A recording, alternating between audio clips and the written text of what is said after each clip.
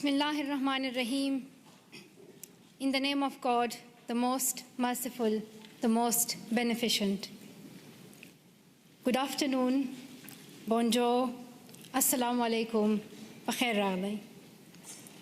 Mr. Prime Minister, Madam Trudeau, Sophie, Mr. Speaker, members of the House, members of the Senate, distinguished guests, my parents, Ziauddin and Torpikai,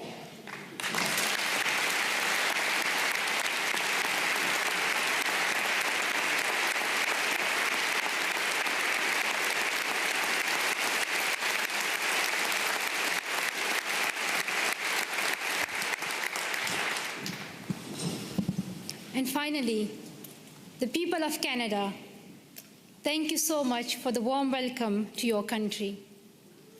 This is my first trip to Canada, but not my first attempt. On the 22nd of October 2014, my father and I landed at the Toronto airport, excited for our first visit to your wonderful country. Soon we learned that a man had attacked Parliament Hill, killing a Canadian soldier, wounding others, and threatening leaders and civil servants in the building where I stand today.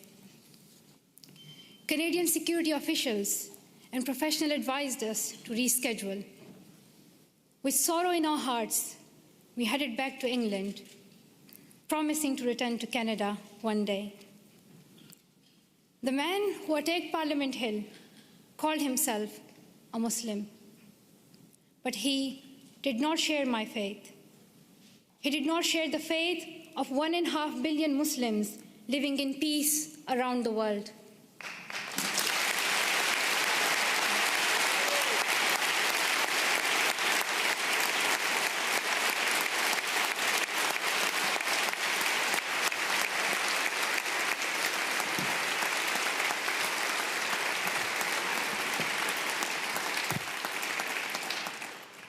Sorry, the podium became too high, so I'm short-sighted, I couldn't read some of the words. So now I can read my speech. Back to my point that the man who attacked Parliament Hill called himself a Muslim, but he did not share my faith. He did not share the faith of 1.5 billion Muslims living in peace around the world. He did not share our Islam, a religion of learning, compassion, and mercy. I am a Muslim, and I believe that if you pick up a gun in the name of Islam and kill an innocent person, you are not Muslim anymore. You and the person who attacked Parliament Hill and all these terrorists do not share my faith. Instead,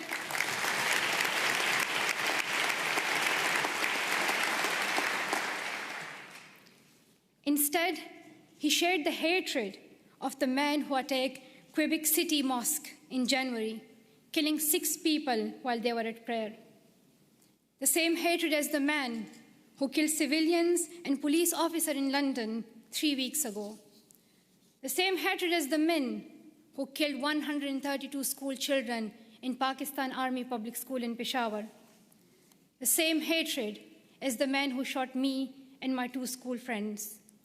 These men have tried to divide us and destroy our democracies, our freedom of religion, our right to go to school. But we and you refuse to be divided. Canadians, wherever you are born, however you worship, stand together. And nothing proves this more than your commitment to refugees. Around the world, we have heard about Canada's heroes. We heard about the members of the First United Church here in Ottawa who sponsored newlyweds Amina and Ibrahim. A few months later, the family had their first child, a little girl named Maria. The church decided to raise more money to bring Abraham's brother and family to Canada so Maria could grow up with her cousins. We heard about Jorge Salazar in Vancouver, who came to Canada as a child refugee, fleeing violence in Colombia. As a young adult, He's working with today's children, immigrants, and refugees, helping them adopt with the new culture and country.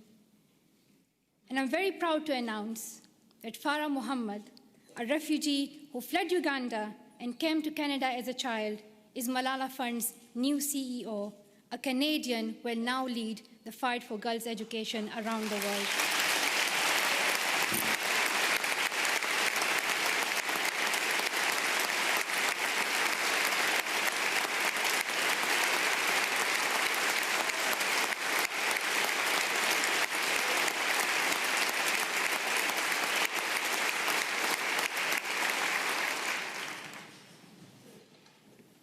Many people from my own country of Pakistan have found a promised land in Canada, from Maria Topikai Wazir, a famous squash player, to my relatives here today. Like the refugees in Canada and all around the world, I have seen fear and experienced times when I did not know if I was safe or not. I remember how my mom used to put a ladder at the back of our house so that if anything happened, we could escape. I still remember that I would read a Quranic verse, Ayatul Kursi, every night to protect our family and as many people as I could. I felt fear when I went to school, thinking that someone would stop me and harm me. I would hide my books under my scarf. The sound of bombs would wake me up at night. Every morning, I would hear the news that more innocent people have been killed.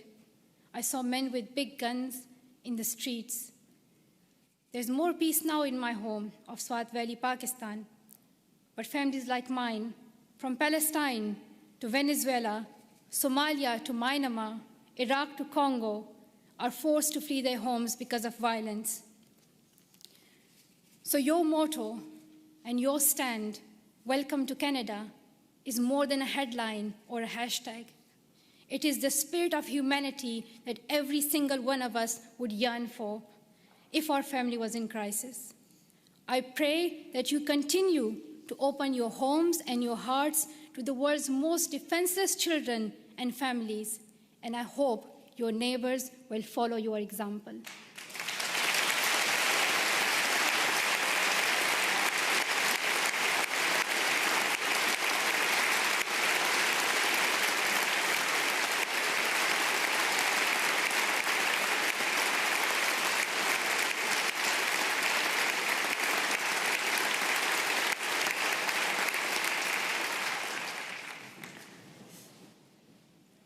I'm humbled to accept honorary citizenship of your country.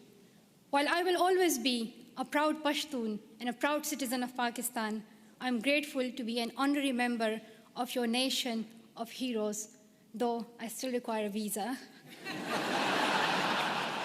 But that's another discussion.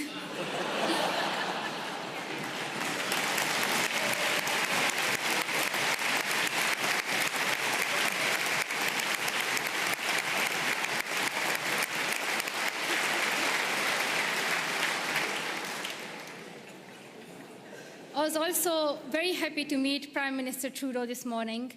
I am amazed by his embrace of refugees, his commitment to appointing Canada's first gender-balanced cabinet, and his dedication to keeping women and girls at the center of your development strategy. We have heard so much about Prime Minister Trudeau, but one thing has surprised me. People are always talking about how young he is. They say that he is the second youngest Prime Minister in Canadian history. He does yoga, he has tattoos, and a lot more. And while I was coming here, everyone was telling me, like, shake Prime Minister's hand and, like, let us know how he looks in reality. And people were just so excited about meeting Trudeau. I don't think anyone cared about the Canadian honorary citizenship. While it may be true that Prime Minister Trudeau is young and he is young head of government, I would like to tell something to the children of Canada, that you don't have to be as old as the very young Prime Minister Trudeau to be a leader.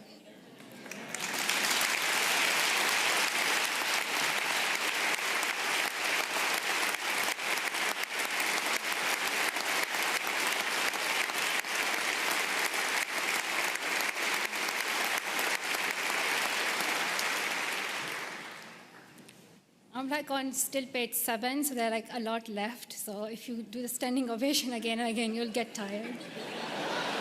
Just to let you know, there's a lot left. But I want to share my story that I want to tell the children of Canada that when I was little, I used to wait to be an adult to lead. But I have learned that even a child's voice can be heard across the world. And to the young women of Canada, I want to say, let's step forward, raise your voices, and the next time I visit, I hope to see more of you filling these seats.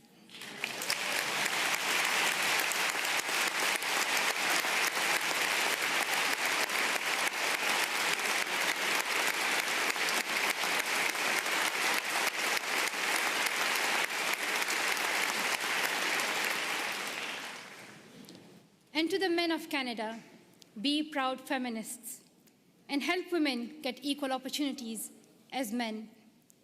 And to the leaders of Canada today in this room, though you may have different politics and policies and priorities, I know each one of you is trying to respond to some of our world's most pressing problems.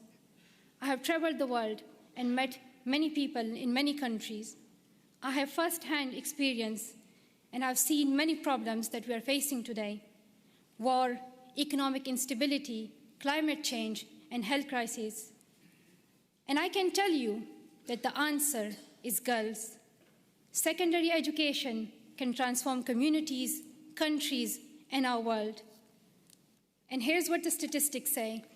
I'm saying it for those who still don't accept education as important. There are some, but I hope they will hear that if all girls went to school for 12 years, low and middle income countries could add $92 billion per year to their economies.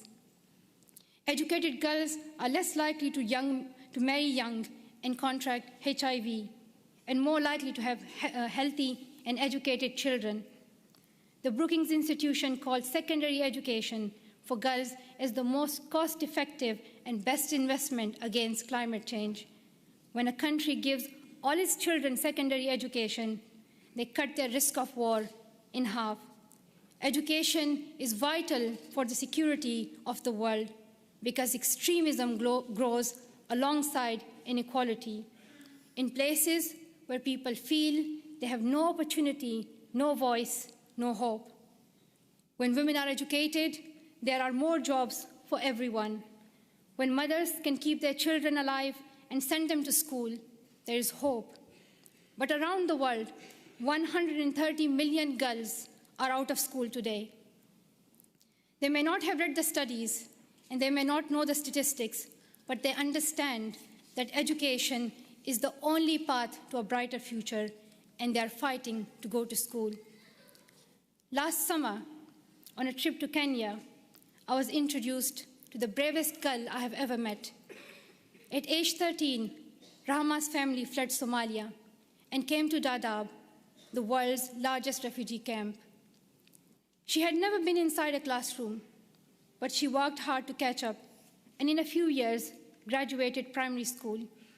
At 18, Rahma was in secondary school when her parents decided to move back to Somalia. They promised she could continue her education. But when her family returned to Somalia, there were no schools for her to attend. Her father said her education was finished and that she would soon marry a man in his 50s, a man she did not know. Rahma remembered a friend from the refugee camp who had won a scholarship in a university in Canada. She borrowed a neighbor's internet and contacted him through Facebook. Over the internet, the university student in Canada sent her $70. At night, Rahma snuck out of her house, bought a bus ticket, and set out on an 8-day-long trip back to the refugee camp, the only place she knew she could go to school. Through the Sustainable Development Goals, our nations promised every girl she would go to school for 12 years.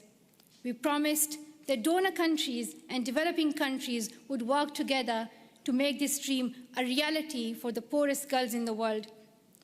I know that politicians cannot keep every promise they make, but this is the one you must honor. World leaders can no longer expect girls like Rahma to fight this battle alone. We can gain peace, grow economies, improve our public health and the air we breathe, or we can lose another generation of girls. I stand with girls as someone who knows what it is like to flee your home and wonder if you will ever be able to go back to school. I stand with girls as someone who knows how it feels to have the right of education taken away and your dreams threatened. I know where I stand. If you stand with me, I ask you to seize every opportunity for girls' education over the next year. Dear Canada, I'm asking you to lead once again. First, make girls' education a central theme of your G7 presidency next year. Second, use your influence to fill the global education funding gap.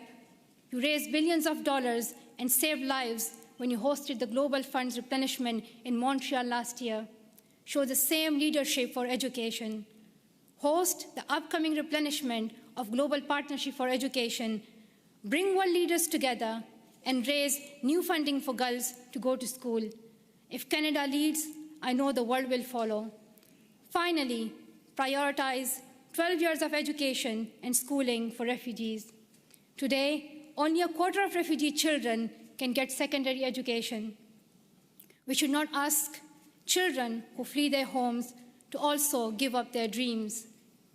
And we must recognize that young refugees are future leaders on whom we all depend for peace. The world needs leadership. The world needs leadership based on serving humanity, not based on how many weapons you have. Canada can take that lead. Our world has many problems, but we don't need to look far for the solution. We already have one. She is living in a refugee camp in Jordan. She is walking 5 kilometers to school in Guatemala.